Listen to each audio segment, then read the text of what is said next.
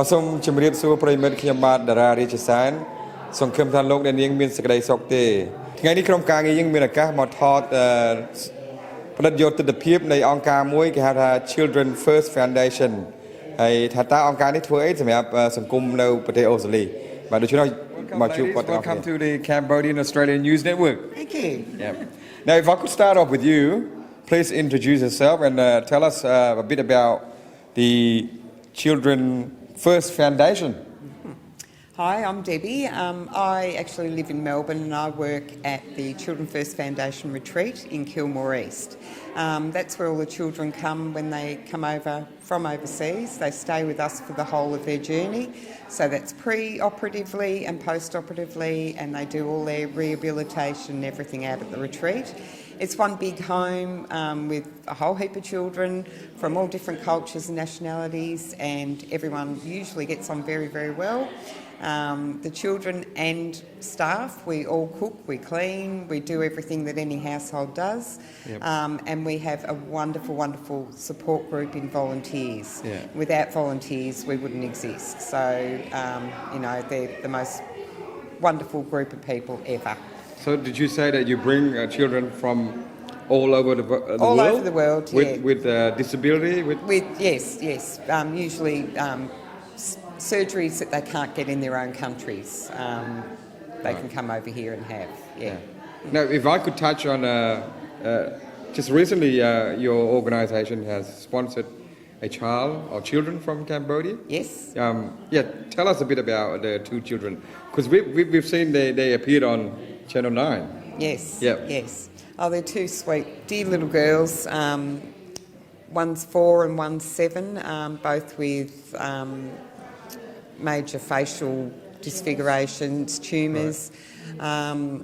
So they've come over to Australia and here in Adelaide actually to have the surgeries to help correct those deformities. One has been very successful, and the other little girl, whilst it's been a successful point, it was quite a different diagnosis once she got to Australia. Right. Just with our technology being more accurate, yes. Right. They were able to see it was actually far more complex. So which one was the successful one? And Lily is the younger one. She's 4. Yep. So hers is the right side, and that once all that swelling goes down, she should have a fairly normal-looking face. Right. And Rexa is the other little girl. She's got the sort of overgrowth here. Right. And they've removed a lot of bulk, but they can't take the very whole thing away. That one, is it? Yes, so, and dangerous. Like if they were to try and remove that, there's a very real risk that she would die. So that's why they've not gone any further.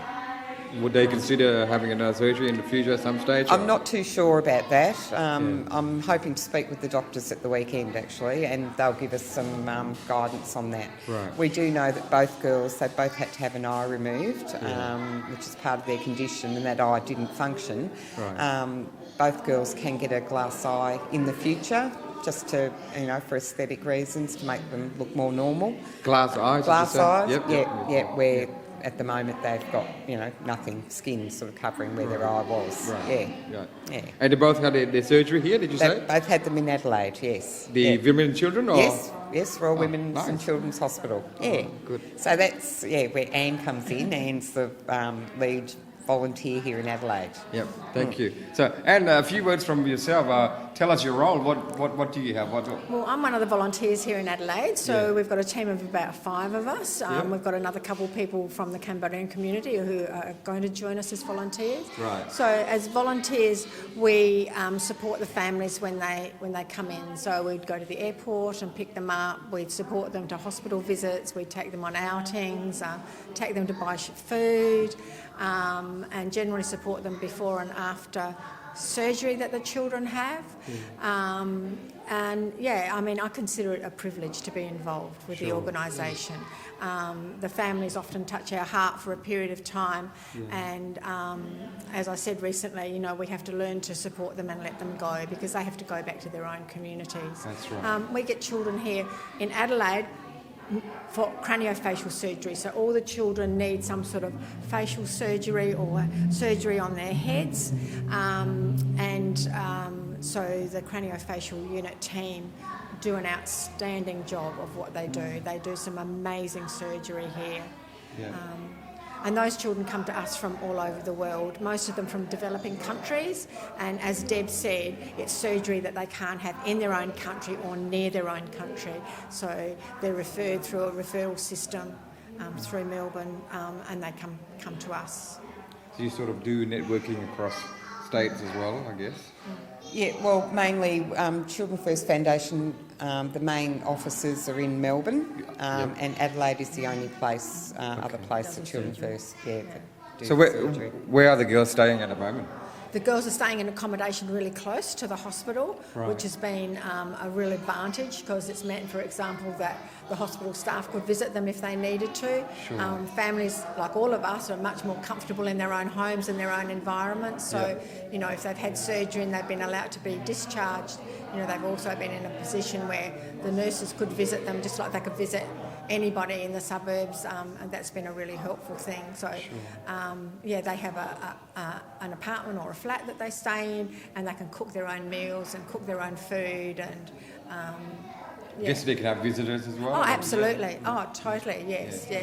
And most of these families have mobile phones, so they can contact their local communities and be in touch with them once they're involved. Yeah. When are they going back? We don't know that yet. We're hoping to find that out within the next few days. So that depends on the doctors in the unit actually discharging them and saying that they can then go home. So once we know that, they'll be able to fly home to their families, who I'm sure are missing them very much. Now I've heard, are you one of the volunteers taking them to the Cambodian temple on the weekend? They are. Yes, they are. Yes. Are you guys going? Well, I actually did that in Melbourne.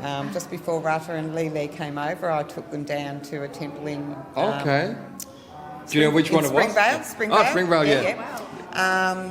And we had lunch there and we prayed there, and they did a big fundraising. You know, Cambodian community were just amazing. They were coming up and just giving Rata money for, and they donated something like $4,000 to the foundation. It was amazing. Very genuine, kind people. I find the Cambodians very loving. I mean, for me personally, I'd like to acknowledge Thierry, the support that the Cambodian community have given these families. It's been outstanding.